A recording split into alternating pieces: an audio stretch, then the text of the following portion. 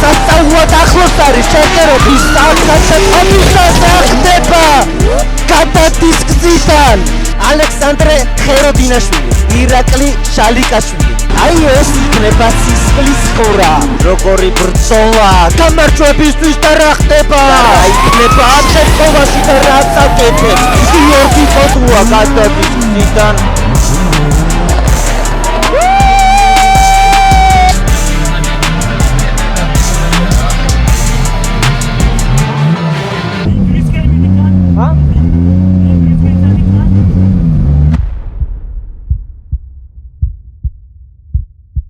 ათ წელიწადზე მეტია დრიფტში ვარ. ანუ ბევრჯერ გამიმარჯვია, ბევრჯერ წამიგია, 1000 ძრავის გამიფუჭებია, გამიტოტალებია კიდევაც, მაგრამ ეს ეტაპი არის ჩემთვის ძალიან მნიშვნელოვანი. ამ ეტაპზე, ანუ ჩემთვის არ არის მთავარი მიზანი, რომ დავამტკიცო, რომ ყველაზე სწრაფი მანქანა მყავს, ან უეჭველი 1000 უნდა ავიღო, ან რაღაც. ნახე, თუ ჩვენ ამ ეტაპზე რაღაცა კარგი შედეგი არ დავდეთ, ოცნება იმის შესახებ, რომ წლის ჩემპიონი გავხდე, საბოლოოდ გაქრება. ამ ეტაპის გარდა მხოლოდ 3 ეტაპია დარჩენილი და შეჯიბრამდე ერთი თვით ადრე ჩემი მიზანი იყო, მიზანი კი არა, გარდაუვალი მდგომარეობა იყო, რომ ამ ეტაპზე ისე რომ საპრიზო ადგილზე არ გავიდე, არ შეიძლება ისე რომ დამთავრდეს, იმიტომ რომ მაშინ ყველაფერი წყალშია გადაყრილი. ქართული დრიფტის ერთ-ერთი ყველაზე კაშკაშა ვარსკვლავი ალექსანდრე the Great ხეროდინაშვილი.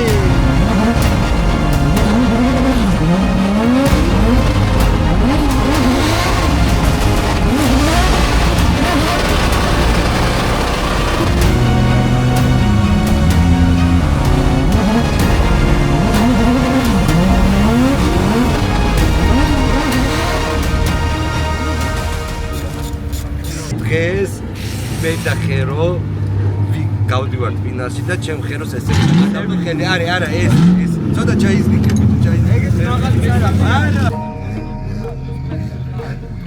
აქ ხედავ აქ წავა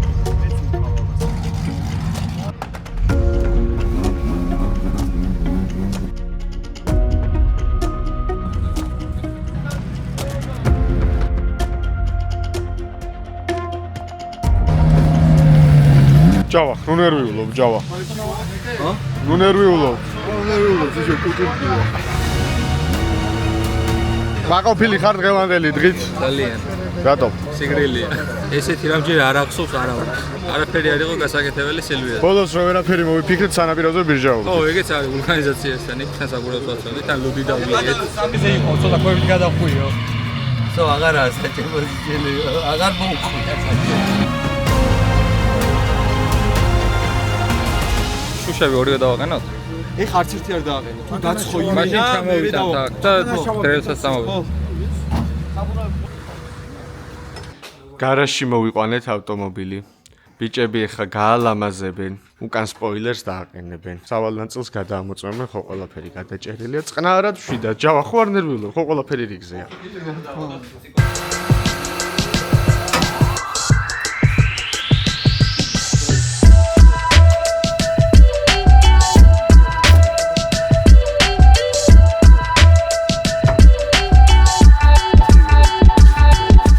ამ ეტაპზეც გეზმოტორსის წარმომადგენლებიც იყვნენ მოსულები ლიქვიმოლის. კარავი გავხსენით, სოკარის გუნდის დაგვემატა, სხვათა შორისა ძალიან დიდი მადლობა მინდა გადაუხადო აქედან სოკარსაც. და მოკლედ აი ეს მთელი უკვე დიდი გუნდი გქომაგობს.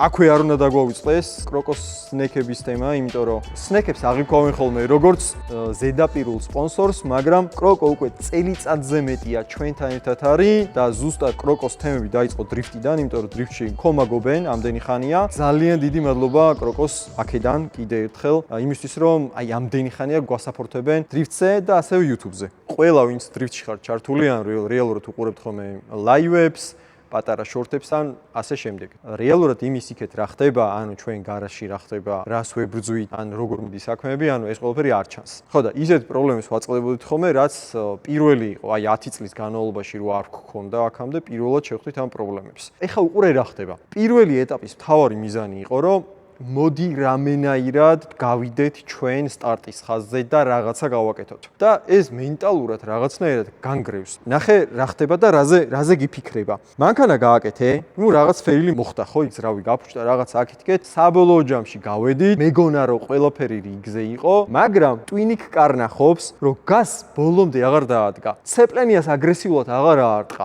მანქანას რაღაცნაირად უფრთხილდები. როდესაც ბოლო შანსებია და ვცდილობ ამ ბოლო შანსების გამოყენებას, ისევ ვფიქრობ, რომ იქნებ რაღაცნაირად გააძლებინო, იქნებ რაღაცა არ დაემართოს ამ ეტაპზე და ეს ტარებაზე მე მოქმედებს. აი, გარედანაც რომ უყურე ჩემს სიარულს პირველ ეტაპზე, ხვდებოდი, რომ აი ეს ის არ იყო, რაც მინდოდა, ეს ის არ იყო, რასაც ადრე ვაკეთებდით, მაგრამ ამ ეტაპზე უკვე რადგან ძრავის თემები დაალაგებული ქონდა, უკვე გატესტილი ქონდა, საკმაოდ ბევრი ვივარჯიშეთ. წარმოიდგინე, მანამდე წინა ეტაპზე რაღაც რაოდენობა საბურავები ქონდა შემორჩენილი, მაინც ყოველთვის რეზერვში, ანუ პლუსში ვყიდულობთ ხოლმე და მერე გადავიდით უკვე აი კუმოზე, ზუსტად აქ არის და კუმოს შესახებ მოგიყვები კიდე, რატო ჯობია კუმოთის სიარული. აქ უკვე ვიგრძენი მეც, რომ აი ვარჯიში მოდის ნელ-ნელა, რომ მოდი ბოლომდე გაწირე, ანუ ცეპლენიას ამოვარტყი, ბოლომდე დაადგი, ანტილაქს მოუმატე. ნელ-ნელა ემგვანება შენი სიარული რეალურ სიარულს. კი, აქაც იყო რაღაც მოფრთხილებები და რაღაცები, მაგრამ აი მუღამში რო შევედი,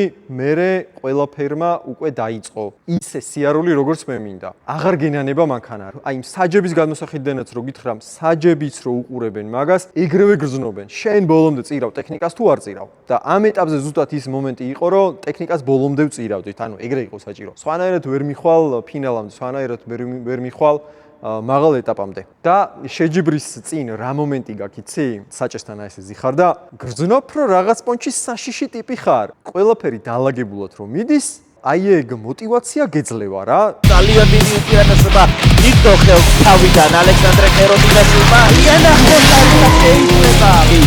როგორი რისკიანი გადაწყობების სერია შემოგთავაზა გილდი ლეისულმა. ხშირად მაგაცებს შემოუთავაზებიათ, რომ აი საბურავი აიღე მაგრად სრიალებს. არა და ყველაფერი პირიქით არის. დრიფტში წინა საბურავები და უკანა საბურავებს რაც უფრო მეტი მოჭიდება აქვს, ეგ ნიშნავს იმას, რომ ყველგან შეგიძლია ყველაფრის კონტროლი. ანუ ჩვენ ხო წყვილებში დავდივართ. შეგიძლია რომ გაასრო ტიპს და ისე ჩამოიტოვო, რომ აზრი აღარ ექნება ყველაფერს, ანუ ტანდემ დრიფტი აღარ გამოვა ფიზიკურად, ან თუ უკანა მხარეს შენ ხარ ჩეიზერი რა და ვიღაცას მიყვები, ვერსად ვერ გაგექცევა ტიპი. ამისთვის ჩვენ იმდენს ვიბრძვით ჩემპიონატამდე მზადებაში ყველა ვჩალიჩობთ იმას, რომ ძალიან მაღალი მოჭიდება გქონდეს. ზუსტად მაგიტომაც ჩვენ ვცდილობთ ხოლმე რომ სხვადასხვა ბრენდის საბურავები გავტესტოთ, ნახოთ რა შედეგია რა. ერთ-ერთი არის კუმო, მაგალითად, რაც გავტესტეთ. დრაგის მოწყობილობა გვაქვს ჩვენ, რითიც აქსელერაცია შეგიძლია გატესტო. არ ვიტყვი ხა რა საბურავებით დავდივართ ზოგადად იქ ხა არ მინდა რომ რაღაც ანტირეკლამები დავიწყო, მაგრამ კუმოთი 0-დან 100-მდე ავჩქარდით 0.7 წამით ჩქარა. ეგ იცი რას ნიშნავს? დრაგზე რო წარმოიდგინო რამხელა უპირატესობა გაქვს. დაახლოებით 2 კუზაო, ანუ დაახლოებით 8-10 მეტრით წინ არის მანქანა ვიდრე სხვა საბურავზე. ეს ყველაფერი ბალანსდებოდა შეჯიბზე რით იცი? ჩავსვავ კიდევაც კადრებს. შენი ჩეიზერი, ანუ მოწინააღმდეგე თუ ჩეიზედგას, ანუ უკან ბევრად ადრე იწყებს აქსელერაციას, ბევრად მალე იღებს სიჩქარეს, რომ მერე თანაბრად დადგეთ გვერდ-გვერდ რა და არ გაასრო. თუმცა ჩვენი მანქანა იყო, ჩემი აზრით, არ ვიცი, ან ყველაზე სწრაფი იყო, მაგას ხა პირდაპირ ვერ განსაზღვრავ რა, ხა ვიდეოებით და რაღაცეებით, მაგრამ არც ერთი მანქანა არ ყოლია ჩვენ შეჯიბზე ისეთი, რომელსაც ან ვერ დავეწიეთ აქსელერაციაში, ან ვერ დავეწიეთ დრიფტში. ეხლა ჩავსვავ იმ მომენტებს, სადაც უბრალოდ გასს ვადგავთ და როგორ ვეწევით სხვა მანქანას.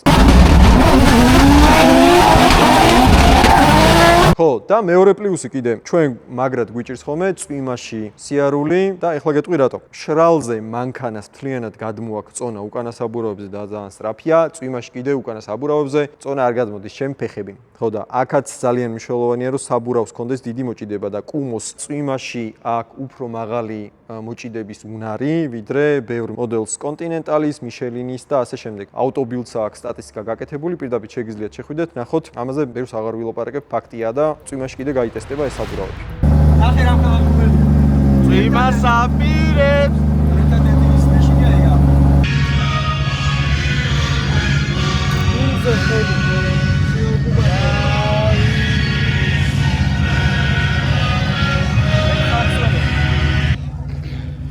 ეხლა თან აგვირს. არ როგორ ვიცი? ამას სომეხი, ჰაიკო. ზურა. აბა. კარგია.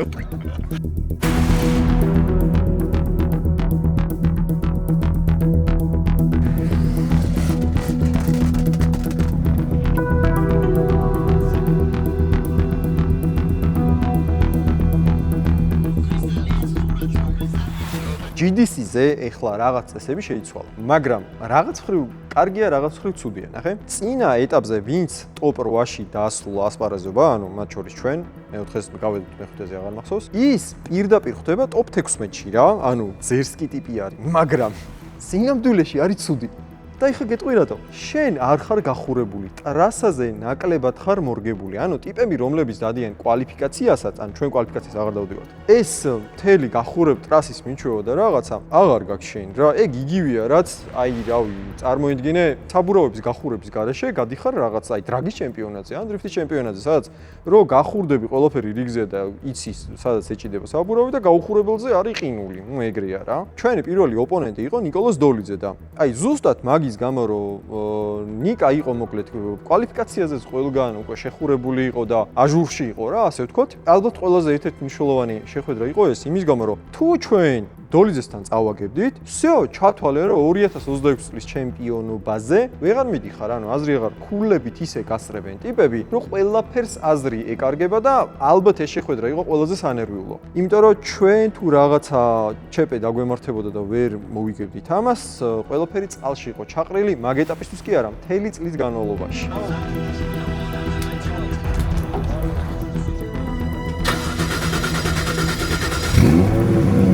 მოკლედ, ნიკას ყავს ახლა ახალი სუპრა GR-ი, რომელიც ჩვენ გვყავდა სხვათა შორის. ელეს ძრავი, ძალიან ჯანზია, ძალიან კარგად დადის, მაგრამ ნიკას სიარულს რო ვაკვირდებოდი, ანუ ქონდა გასვლები ძალიან მაგარი, ძალიან მაგრად დადიოდა, მაგრამ ზოგჯერ ისეთ რაღაცას აკეთებდა, რასაც არ ელოდები. აი, მაგალითად, შეიძლება სადმე გადასულიყო, ან no-go ზონაში გადასულიყო და რაღაცა და. ყველაზე ცუდი რა არის, იცი რომ თან გეშინია რომ ბოლომდე გარისკო, მაგრამ თუ ბოლომდე არ გარისკე და ყველაფერი გამოვიდა, ნიკას всё, გაგდებული ხარ, ანუ არც აზრი აღარ აქვს რა, მოხდები? მაგიტომაც აი ეს ოქროს შუალედის დაჭერა ძალიან გიჭირს რა, რომ აი გააკეთე ბოლომდე ვაბანკზე წახვიდე, თუ არ გააკეთო, თუ არ გააკეთე, всё, დახეული. დაიწერენ ვიწერები, მოფრინავს ალექსანდრე ხეროდინაშვილი უკან ამოუდგა მას. აქ რა შვება ნიკოლოზ დოლიძე? ქონდა სერიოზული ხარვეზები, თუმცა მე მგონი დაამუშავა ეპიზოდი, რომ არ გასწორებოდა ავტომობილი, ამას ნახავთ გამეორებით. აქ ალექსანდრე ხეროდინაშვილი კი თავის სტილში ულამაზესად ასრულებს დავალებას. ალექსანდრე ხეროდინაშვილი მეორე ნაწილი ამ ბრძოლის. ნიკოლოზ დოლიძე მოწყდა კარგად, თითქოს როგორც დავინახეთ. თუ არ ვწდები, ნახოთ აქ გადაწყობისას ალექსანდრე მიუახლოვდა მაქსიმალურად მის მეტოქეს. შესანიშნავი სინქრონული კიდევ ერთი გადაწყობა ხეროდინაშვილის შესრულებით. საბაჰაიკო ზურა 3-0 ალექსანდრე ხეროდინაშვილის სასარგებლოდ. ტოპ 8-ში განაგრძობს ასპარეზობას ლეგენდა ალექსანდრე ხეროდინაშვილი.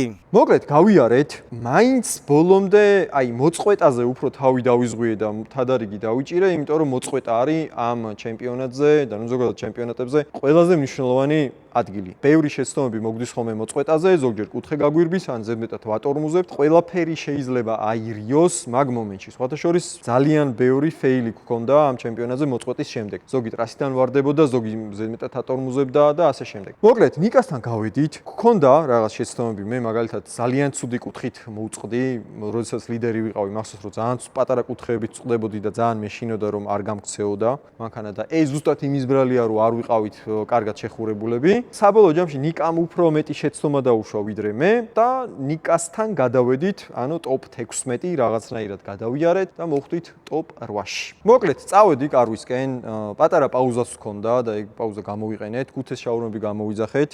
ტრეკზეც შეგიძლია პირდაპირ რა, ანუ გლოვოთი ან ვოლტით ან რაღაცით პირდაპირ ამოიტანონ. მეთქი ეხლა всё, ცოტა ამოვისუნთქებ, ადამიანს დავემგვანები, მაგრამ ჩემი ფეხები.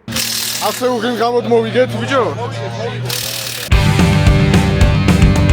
აძინლოლ. რა უკმა ყოფილო ხარ? ბიჭო, თავის შეცდომების გამო წააგო დოლიძე. ხო. და მაგ.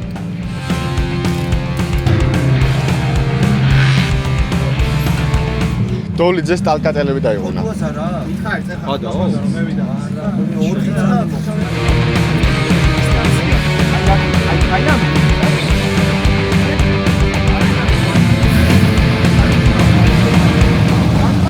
ნიკასთან გავიმარჯვეთ. აი, მახსოვს რომ ბრუნდებოდი, დავაყენე, მანქანა და მეთქი აი, всё, ამოვისუნთქე, რაღაც დალაგდა, ცოტა გავხურდით, რაღაცა, ყველაფერი რიგზეა, მაგრამ ჩემი ფეხები. ჩვენი შემდეგი ოპონენტი არის გიორგი კოდუა. ეს კი WhatsApp თათქარიძის რეინკარნაცია, როგორი ფლიპით ხდება ულამაზესად გიორგი კოდუა ყვამშია დაკარგული აქ. გიო ბოლო 2 წლის განმავლობაში ძალიან გაიზარდა, მაგარ ფორმაშია, ძალიან მაგარი მანქანა წავს და რაც თავარია, ჩვენ პირველ ეტაპზე გიომ გამოგვაგდო. ანუ გიომ მოგვიგო. ალექსანდრე ვხედავთ რომ ლიდერის როლში გვევლინება პირველ გარბენზე გიორგი კოდუა კი მას გაყვება და გაყვება ძალიან ახლოს. მე ამაში დარწმუნებული ვარ ალექსანდრე რაშუება გიორგი კოდუა როგორი გადაწყობა ქონდა და გადადის გზიდან თუ არ ხდები არ ვიცი რა ხდება აქ.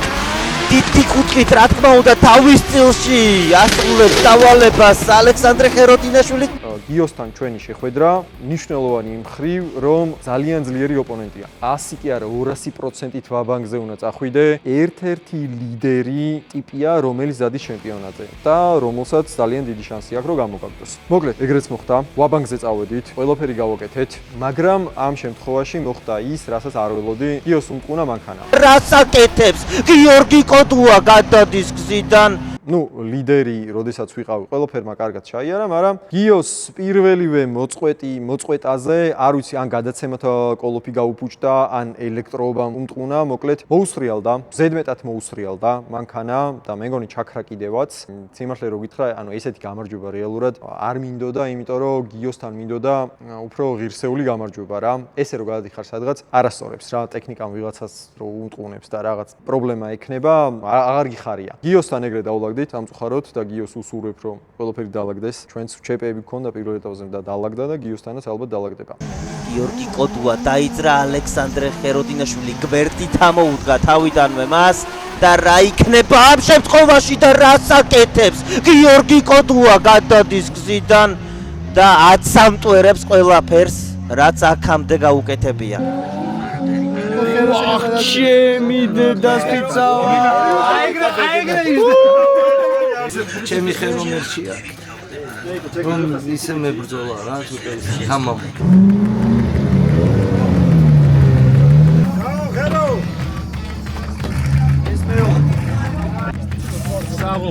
ხო ხედავ ახალი პატრიშკები იგებს კაცს დაანებეთ თავი. აუ პომოები არის მენაი. როგორი კმაყოფილი ხარ? ნახე, იმდენად შემართებით ვიყავი, რომ გიოს მეტი ჩაბახტე მეთქი რა, რომ მინდოდა ძალიან მაგარი გავლის დადება. თო გიოს რაღაც პრობლემა ქონდა ტექნიკური.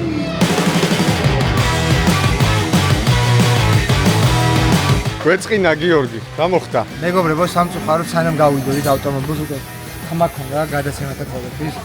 ბევრი მოსაზრება იყო და ბევრი პროფესიონალი გამოგვესარჩა, რომ ვიჟიმნო ისბრალიაო ეს ყველაფერი და წადიოდა შენი სამსონასიო ბოდიში და დაიკიდეო ესენი ხოლმე. პირველი გარბანი რო ვიარე და დავამთავრე, უფრო ქონდა კიდე მომაწეველი ხმა და ლიდერზე როცა წავედი ნახავდით, რომ ამოვარტყი ერთი ხომ მაგარი სეპრენები რომ დავაჭირე, ანუ ხელის მიჭრე და მინდოდა რომ დამესვა აქეთ ამ ხარეს რა და რომ გაუშვა, გასმევეთი აღარ წავიდა საერთოდ, მაგრამ მოჭიდება აღარ ქონდა. არ ვიცი ეს ვიჟიმნოი დარჩა გატიშული თუ სეპლენიაში დაბუქსავდა კაროკას ბოლომდე და მოიწ რა მოხდა არ ვიცი მაგრამ ეხა იმის მე რომ გავიარე გავჩერდი მუშაობს ანუ არ ვიცი ფიქრობ ისევ გავაგზავნო თუ ისევ ესე წავიდე სახში თუ არ ვიცი ყველას მიჩვენ გავაგზავნე ბარემ სადაც ბოლომდე მოიწ ხო აუცილებლად ალბათ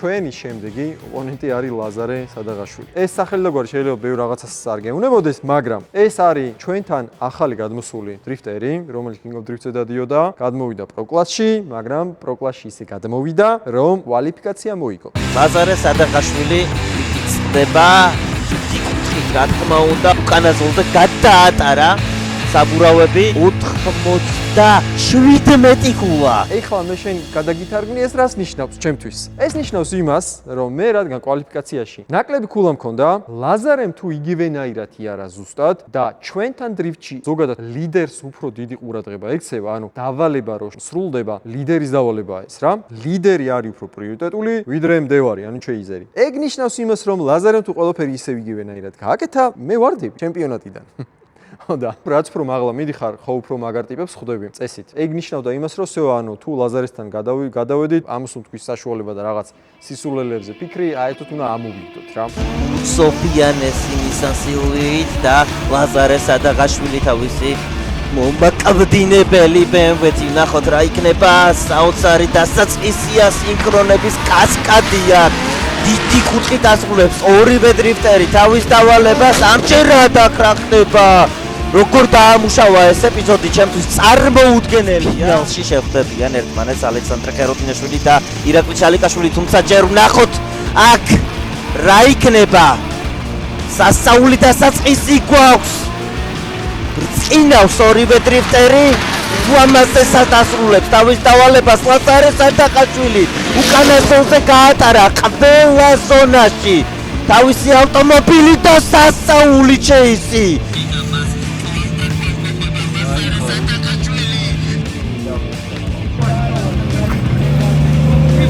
მესამე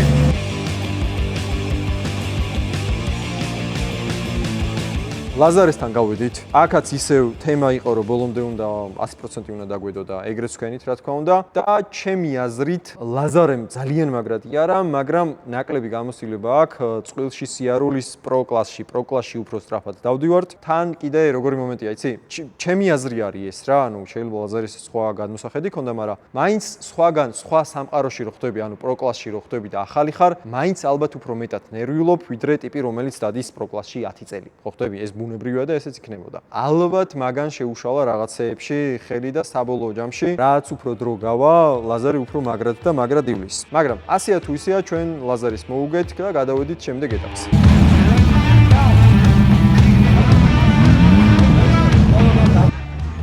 არ ნერვიულობ ეხლა. იგივე რა. ზაღარაც. წყარი. შვიდად. შალიკა ნერვიულობს მაგრამ. სწორად ნერვიულობს. აჰა. ოპა. ეხლა შემოდი და 4-ო მითხრა.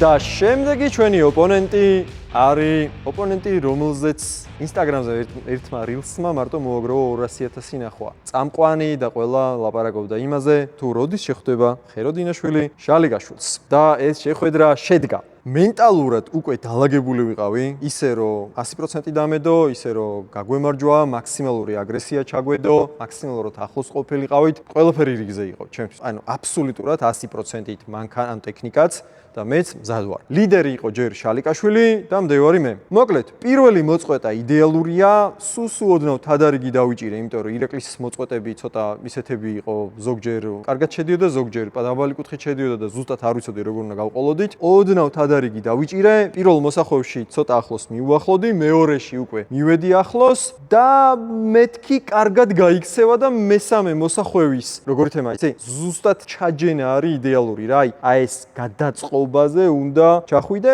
მაგრამ მეგონა რომ უფრო წინ წავიდო და უფრო სწრაფი იქნებოდა და სამწუხაროდ დიდი ხანი დაურჩი ბაზაში. დიდი ხანი რო დაურჩი ბაზაში, მომიწია ცოტათი უფრო მარცხნივ მანქანის დატოვება და გადაწყობაზე როგორც კი დავიწყეთ, ჩემი შეცდომა იყო ის, რომ ერთი საბურავი გადავიდა ტრასის მარცხენა მხარეს, მოხვდა ტალახს და ტალახმა გამაჩერა როგორ იცი? როგორი შეგრძნება მქონდა, იცი? აი როგორც მანქანის რამე კუთხე, აი ბეტონს რო დაეჯახოს, იგივე შეგრძნება იყო. ისე დატრიალდა მანქანა, აი დისკი ჩავიდა ტალახში და ეგრევე გააჩერა საბურავი და ეგრევე დამეტრიალდა მანქანა და წავედით ვაფშე სხვა მხარეს. და დაიწყო ეს საკიჟეთი. ირაკლი შალიკაშვილი ლიდერის როლში, ალექსანდრე ხეროდინაშვილი მდევარი და ნახოთ როგორ გაყვება ხერონა სასწაულად ახლოს არის შეკერობით ალექსანდრე. ინავს როგორც ყოველთვის აკადემიის დასახდება. სტარტი აღებულია ალექსანდრე ხეროდინაშვილი მოემართება მოწყვეტის წერტილისკენ ძალიან დიდი უპირატესობა იქ ხელს თავიდან ალექსანდრე ხეროდინაშვილმა ჩამოჩანდა შალიკამ კარგად იცის როგორ უნდა დაამუშავოს ეს ეპიზოდი იმისთვის რომ დაამარცხოს ალექსანდრე ხეროდინაშვილი და ბოლო მონაკვეთში გამარჯვებული გახდა ირაკლი შალიკაშვილი. მოკლედ, ირაკლისთან გამოვარდით, მაგრამ GDC-ზე გვაქვს ახალი წესი, წინაზეც ვახსენე ეს, რო წააგებ, გაქვს კიდე ერთი სიცოცხლე. ისევ შეგიძლია ჩემპიონობისთვის იბრძოლო და უკვე ამ შეცდომის გათვალისწინებად შემეძლო. ირაკლისთან ნაორჩევი არ ვიყავი და არ ვიცოდი როგორ დადიოდა. შესაბამისად, დრო დალაგდები, მერე უკვე უკეთესად აღიქვავ ზუსტად რა უნდა გააკეთო. ასე იყო თუ ისე იყო, ჩვენი შემდეგი ოპონენტი არის მათე როჭიკაშვილი. მაინდა-მაინც ვარჯიშებზე არ იყო, ანუ ნაკლებად იყო, სულ თუ არ ვცდები 6 წყვილი ქონდა საბურავების. მოკლედ, მათე მიუხედავად იმისა, რომ ნაკლებად ივარჯიშა, ძალიან მაგრად დადიოდა მაინც და არ დაგავიწყეს, რომ წინა ჩემპიონატზე პოდიუმზე იყო და ძალიან ფორმაშია, სხვათა შორის. მოკლედ, დაიწყო მათესთან გასვლა. ყველაფერი რიგზია, აქაც გადატენილი ვარ, მეთქი დავაი დავცხოთ, რომ ისევ გადავიდე მერე ირაკლისთან და იქ ფინალში შევხვდეთ. პირველ გასვლაზე ისევ ჩეიზერი ვიყავი, მივყვები, ანუ კარგად გავყევი. ბოლო გადასვლაზე, ანუ ბაზაშიც საკაიფოდ ჩავხდი, მივყვები და 10 მეტრი არის დაახლოებით დარჩენილი ფინიშამდე რა. ანუ არც 10 მოსახვევი, არც 10 წუთი, ანუ მხოლოდ 10 მეტრი არის დარჩენილი. გადავხდი, პატარა ტრამპლინი რო იყო, მათე გადახდა და მე მეც გადავხდი, ბაზაში მივყვები და მანქანა ჩაქრა. აი, ნახევარ ფინალში. გამოცდილება გაქვს უკვე შალიკასთან. როგორ უნდა იარო და მანქანა ჩაქრა. სად მასწავლეთ, ანუ რას ჩალიჩობთ. სად ვისთან მიდიხართ, რა კითხავებთან მიდიხართ თუ მასწავლ, ანუ როგორ შვებით მაგას, რომ ყველაზე გადამწყვეტ მომენტში ოპონენტს მანქანა უნდა ჩაუქრეს. აი ჩაქრობის მერე ხან ცეპლიანები უურტყი, ხან ღილაკებს ვაჭირე, რომ აი იქნებ რაღაცნაირად მოვასწრო მეთქი და რაღაცნაირად გაგრძელდეს ეს დრიფტი. აი ჩემი ფეხები, არაფერი. სისტემა გაითიშა სრულად, ანუ ღილაკების დაფა ჩამქრალი იყო, აღარც იგნიშენი, აღარც გაგრილება, არაფერი აღარ მუშაობს. დავხედე მერე, ღილაკს თავიდან დავაჭირე, სისტემა ჩაირთო, ჩვეულებრივად დაიგოქა და გავაგრძელე აი ესე გასწორებულმა გზა ჩემი კარვისკენ.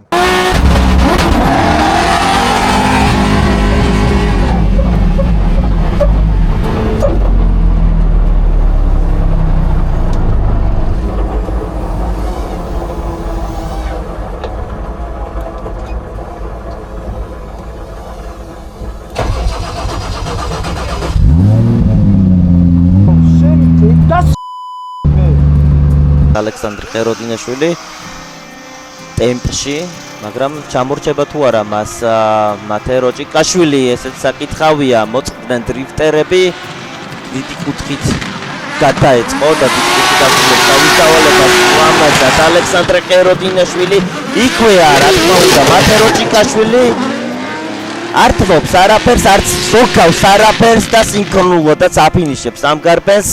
ყველაზე გასაბრაზებელი რა არის, იცი? შენი შეცდომით რო აგებ რა, ბაზარი არის იგრუზები, ნერვები გეშლება, ჭუბობ და რაღაც, მაგრამ პარალელურად მაგ გაბრაზებას და მთელ ამბებს იყენებ და ფიქრობ იმაზე, რომ ეგ შეცდომა აღარ მოგივიდეს. თუ სადმე შეყევი ზედმეტად, თუ რაღაცა ვერ ტრასა ვერ დაინახე, კვანტში დაიკარგე, ყველაფერს აანალიზებ, რომ შემდეგში არ დაგემართოს. მაგრამ როდესაც ტექნიკა ღალატობს, აი ისეთი ნერვების მოსაშლელია ეს მომენტი, რომ უბრალოდ ჩაქრა მანქანა, აი ხაც მასხავს. აი ისეთ ცუდი შეგრძნებაა რა.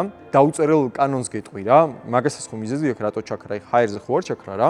აი დრიფტში ერთ-ერთი დაუწერელი კანონი რამაც ხვირში უნდა ამოგარტყას. აი თან როგორ უნდა გაგამწაროს, იცი? აი ვარსკვლავებს რო ხედავ თვალებში, აი ეგრე უნდა გაგამწაროს. როგორც კი რამეზე თანხას დაზოგავ, აი ოდნავ მაინც დაზოგავ, აი ზუსტად ის იქნება პრობლემა. ამ შემთხვევაში ჩვენ გქონდა ჩინური, ესე იგი PDM-ს ეძახიან, ანუ მართვის ბლოკი არის რა, სადაც ღილაკებს რო აჭერ, ანუ კომპიუტერი ირთვება, გაგრილება ირთვება, რაღაც აქეთ, ეგ ვიყიდე ჩინური. დავზოგე რა, თანხა რა, რაღაც, დავაბრალოდ $600-700-ია საუბარი, რაც დავზოგე. ზუსტად მაგან დაგღუპა ამ შეჯიბრზე.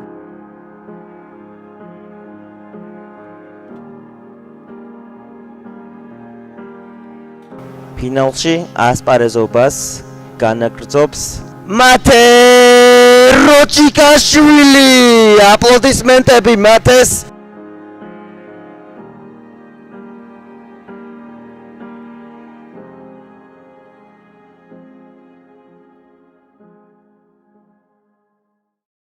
ეხლა რა ხდება? მიმდინარე ჩემპიონატზე რა ხდება? ჩვენ ვართ ეხლა მეოთხე ადგილზე და გრიგალასთან თუ არ ვცდები ერთი ქულის სხვაობა გვაქვს და დარჩა 3 ეტაპი მხოლოდ. ეს ნიშნავს იმას, რომ კი ჩვენ პირველ ეტაპზე მაინდამაინც წარმატებულად ვერ ვიარეთ, მეორე ეტაპზე პოდიუმზე ვართ, დარჩა 3 ეტაპი. 3 ეტაპზე ჩვენ აუცილებლად პირდება პირველი მეორე ადგილები, რომ გავხდეთ 2026 წლის ჩემპიონები. ბევრი ცუდი ამბავი გადავიარეთ ამ ძრავებზე, წინა წლებში შეჯახებები, რაღაცეები აქეთ-იქეთ, მაგრამ ამ ეტაპზე ჩვენ ვართ დალაგებულები. ვიბრძვით ბოლომდე და ვიბრძვით 2026 წლის ჩემპიონობისთვის. შემდეგი ეტაპი არის 29 აგვისტოს. ერთი თვით ადრე ვიწყებთ კიდევ აქტიურ ვარჯიშს და ვნახოთ, რას ვიზავთ. ყოველ შემთხვევაში მანამდე ბევრი დრო არის, კიდევ ბევრი რაღაც დავალაგოთ თავში და გავიაზროთ და ჩვენი გასვლებსაც კარგად უყუროთ და სხვაებიც როგორ დადიან და შევხედოთ. არხის გამოწერა არ დაგავიწყდეს, თუ გევასება დრიფტის სერიები და კონკრეტულად ეს მიმდინარეობა და შევხვდებით შემდეგ ვიდეოში.